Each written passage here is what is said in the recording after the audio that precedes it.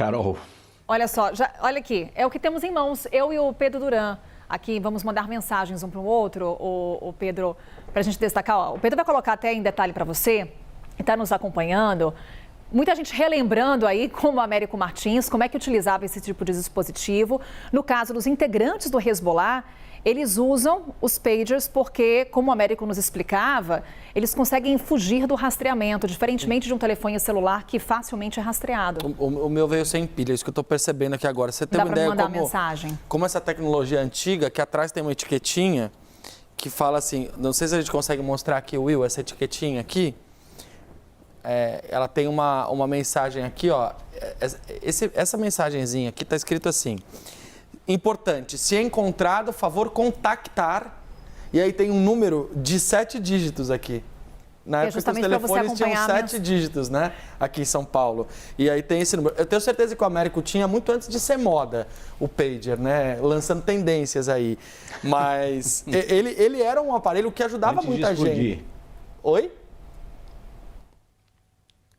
Antes de explodir, né? Antes de explodir, exatamente. Ele tinha na época que os pagers eram mais seguros, né? Esse tipo de equipamento ajudava muita gente, né? Pessoas que ficavam, na época que não existia o telefone celular ainda, as pessoas que precisavam ser contatadas para algum tipo de ação urgente, profissionais que ficavam sob plantão, o Lorival até citou ontem aqui no Prime Time, os médicos eles usavam esse tipo de tecnologia, né? O que eu tive, que o meu avô me deu, ele, enfim, tinha usado, meu avô era professor universitário, tinha outros trabalhos, e ele, quando usava, depois que usou o pager, ele me deu de presente. E, obviamente, praticamente não usei, né? Eu só recebia mensagens dele, porque nenhum dos meus amigos tinha. Mas quando eu fazia aniversário, por exemplo, ele mandava uma mensagem ali, favor ligar para o número tal. E aí você ligava para o número tal, que era a central de monitoramento de controle desses pagers que existem, e lá eles informavam. Uma pessoa dizia, olha, tem uma mensagem aqui para você, posso lê-la para você? Pode. Aí você confirmava os seus dados e a pessoa dizia, olha, mensagem aqui do seu avô, Antônio Carlos, te desejando feliz aniversário, biriri bororó. E essa tecnologia, ela é vantajosa do ponto de vista de uma guerra como essa ali no Oriente Médio, porque, como você bem explicou, Carol, ela diminui o nível de rastreabilidade. Ou seja, você tem menos chance de um dispositivo como esse ser invadido, ser interceptado, porque ele não usa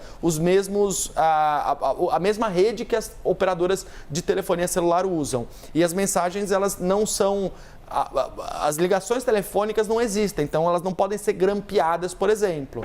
Aqui há uma arte que mostra qual é o panorama que a gente tem de informações até agora. O Américo estava trazendo uma novidade para a gente, que a investigação está apontando que a fabricante taiwanesa usou a Hungria para poder fabricar esses pagers, para que eles pudessem ser exportados para os agentes do Hezbollah que atuavam no Líbano.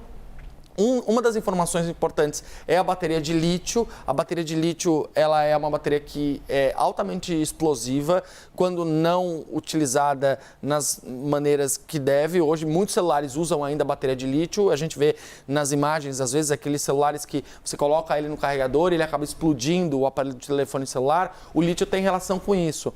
Mas o lítio é um metal do futuro, é um metal super nobre, é um metal que deve ainda ser muito usado para vários tipos de tecnologia. Mas, obviamente, em contato com um explosivo, ele pode acabar causando um dano.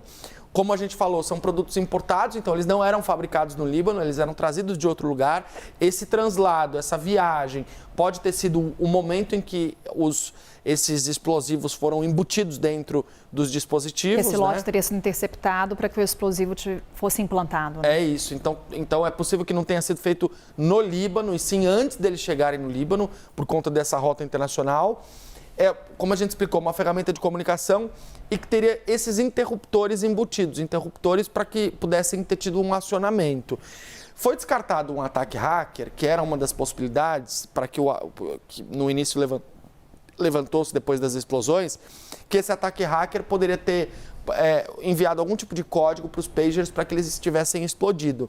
Então, a principal suspeita que se tem até hoje é dos dispositivos adulterados, ou seja, que ele saiu prontinho da fabricação, perfeito para funcionar, mas em algum momento entre ao final da fabricação e a entrega aos agentes do Hezbollah, ele foi adulterado com a implantação desses explosivos dentro deles. Algumas linhas de investigação nesse momento que agentes teriam se infiltrado ou na fabricante do dispositivo ou durante essa remessa desse lote ao grupo Hezbollah ou até mesmo dentro do grupo, do próprio grupo Hezbollah no Líbano. São investigações ainda em andamento. Aqui a gente traz o pager explicando para vocês como funciona esse dispositivo que já foi muito utilizado no ano passado. Quem também nos explica melhor sobre esse funcionamento é o especialista em tecnologia, Arthur Igreja. O propósito era esse, usar um dispositivo com um menor teor tecnológico que mantivesse o mínimo de comunicação, que é uma mensagem, ao contrário de um smartphone. E ao que tudo indica, não foi sobreaquecimento de bateria. Seria virtualmente impossível fazer todos esses dispositivos aquecerem ao mesmo tempo e provocar essas explosões. Para causar o tipo de dano que nós vimos nessas imagens hoje, os pagers simplesmente foram um elemento detonador. Então, eles receberam uma mensagem e aí o que acontece? Assim como nós temos nos smartphones, os pagers, eles têm um pequeno motor que vibra justamente para indicar que uma mensagem foi recebida. Tanto que nesses vídeos o que nós vimos foi as pessoas pegando o pager, muitas delas a explosão aconteceu no bolso, mas tantos outros, eles receberam uma mensagem e quando foram olhar, é aí que aconteceu a explosão. Até por isso que nós temos vários fatos mostrando que as pessoas tiveram seus olhos atingidos com esses fragmentos.